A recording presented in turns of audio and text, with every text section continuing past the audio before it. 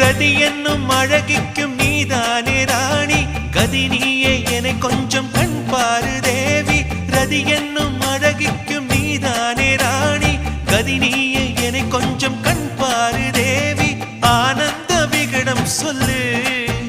என்னை பேரின்ப நதியில் தள்ளு ஆனந்த விகடம் சொல்லு என்னை பேரின்ப நதியில் தள்ளு